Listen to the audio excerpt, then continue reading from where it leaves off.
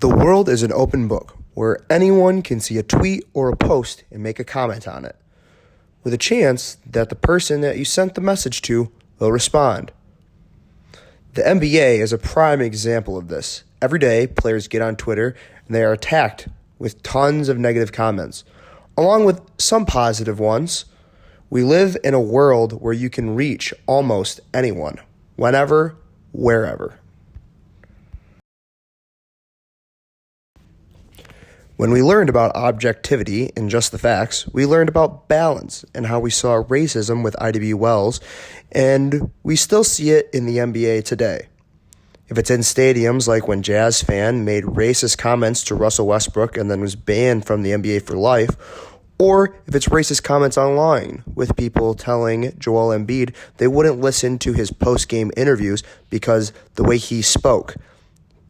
Embiid is from Africa, and English is not his first language, and there should never be any racist comments from a spectator of a sport getting to watch an athlete perform.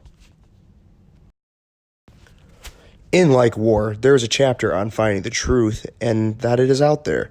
Multiple fans love to speculate when an NBA player tweets anything during the offseason, if it means that they're leaving their current team for your favorite team, or if they're leaving your favorite team for another.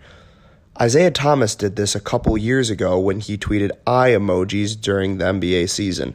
Many fans speculated what it could possibly mean.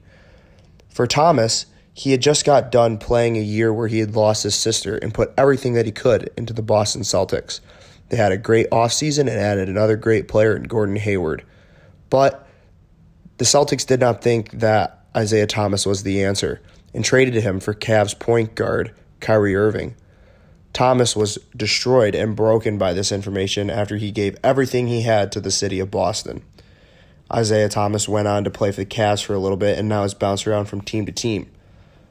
But the truth in the matter was, the eye emojis were just about him going out to dinner, and all these fans speculated for no reason. As much as the NBA needs social media to be as popular as it is in China and all over the world, there's a love-hate relationship that lots of players and coaches have with journalists. One of these coaches that have this love-hate relationship is Greg Popovich. Popovich, who can't really stand the media and doesn't understand sideline interviews during the middle of a game, hardly ever would give real answers, saying maybe yes or no or one-word answers to their questions. The only man he didn't do this to was Craig Sager, a man who's been working the sideline for over 30 years. Sager passed away in 2016, and it hurt Popovich.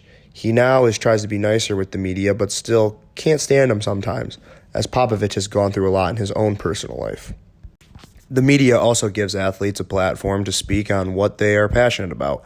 They can also speak their mind on coaches, teammates, and more. While there are over thousands of podcasts on the NBA and basketball news, all together by journalists all over the world, some NBA players have their own podcasts and tell the truth on the NBA and how they feel about the media altogether. CJ McCollum, who has come up a lot, has a podcast where he talks to his teammates and other guests like Damian Lillard on the Portland Trail Blazers or Kevin Durant, who is now on the Brooklyn Nets. Channing Frye and Richard Jefferson had a podcast together during their times with the Cleveland Cavaliers, where they won an NBA championship in 2016. Had a lot of guests that they would talk to while they were on the road, and they would talk to LeBron, Kyrie, Kevin Love, and more. Some NBA players start a podcast through companies that already own podcasts. Bill Simmons on The Ringer, who owns multiple NBA podcasts, has a podcast with J.J. Redick, guard on the New Orleans Pelicans, where he talks to teammates and other people in the basketball industry.